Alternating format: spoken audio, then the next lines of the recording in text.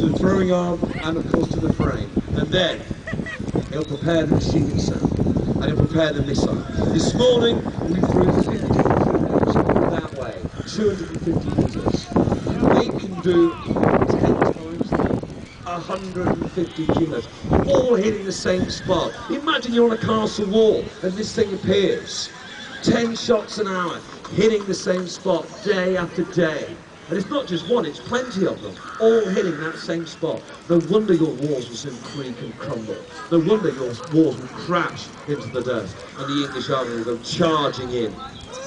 But of course, we don't only have to throw boulders and big heavy rocks.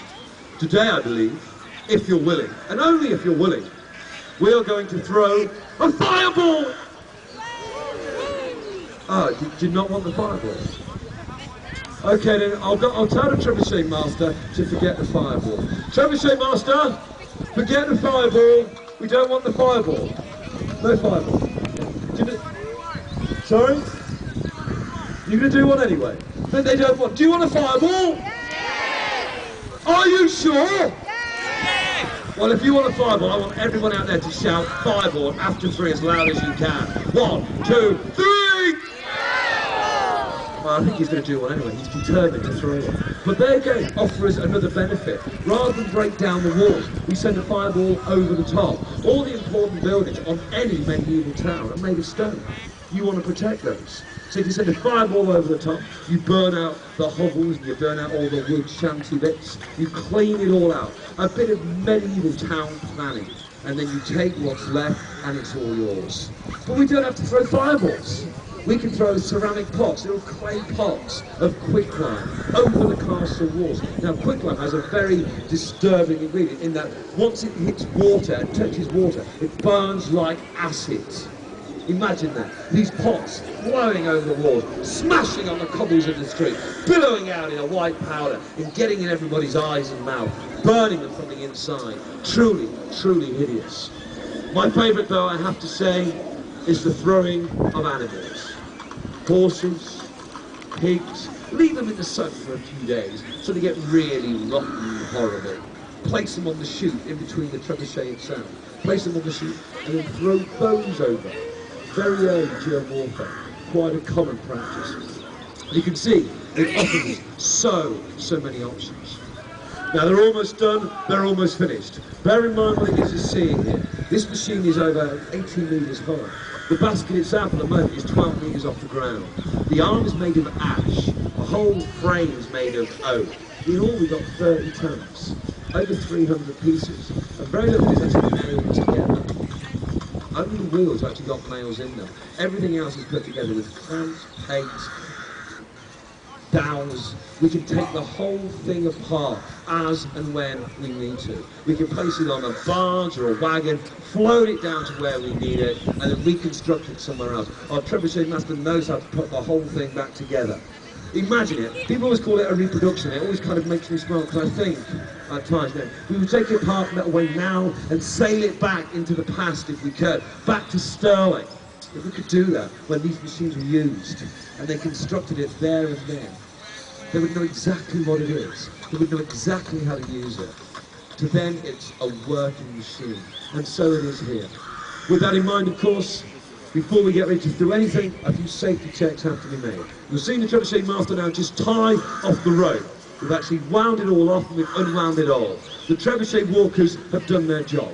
They've wound the rope down. That's up there, and then they've wound it off. So from everybody here, because of what they've done, can I hear a big, loud cheer and a big round of applause for the Trebuchet walkers? Great job, everybody. Did it very quickly. Now it's just down to the Trebuchet Master. He's making his last few checks, checking everything there. He's about to check the hook at the end. That's an important check, I have to say. It's one of the last ones they do. They'll grease the hook off, and then he'll check it's the right shape. The gradient is correct. If that hook flattens out too quickly, the fireball will go that way. Those tents will look like candles, they really will. However, if the hook gets too pronounced, it will release it, not at the top of its arc, but too late or too early. And it will send it high up in the air, about 150 meters. It'll be released, and it'll come straight back down, crashing on the machine, making that into a really big bonfire. Also, the one person who's in true danger at that point is the Trebuchet master himself. Now, of course, you too have an onus here. Because when we set this fireball off, and you will see it fly through the air, it'll look almost like it's gone out as it goes, and as it descends, the flames will come up again. As you see it fly through the air, I'm expecting you all to cheer it on its way. As it takes flight, I want you all to scream it on its path. Now, of course, the commander's going to be given a moment, ball loaded. I have to get out of the way, but the safeties will be taken off. The safeties are still on there. That's most important. And then the command, add fire, will be given. Now here's me, I'm now moving. The order to load has been given. The fireball is placed upon the throwing arm itself, you can see there. It's placed down the chute at its optimum length, and it's ready to fire. You've got to take off the last few safeties. This is truly quite dangerous. The Trebuchet master is in great danger himself right here. Chains removed.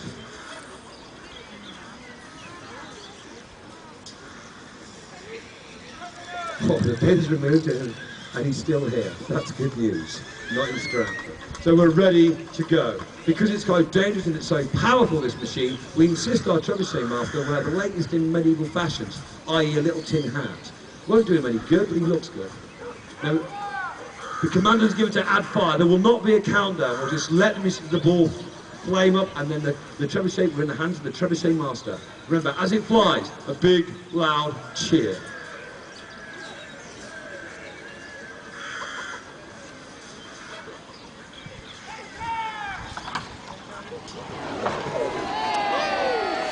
There it goes. Ladies and gentlemen, I offer you medieval might at its best. Warwick Castle's mighty Trebuchet!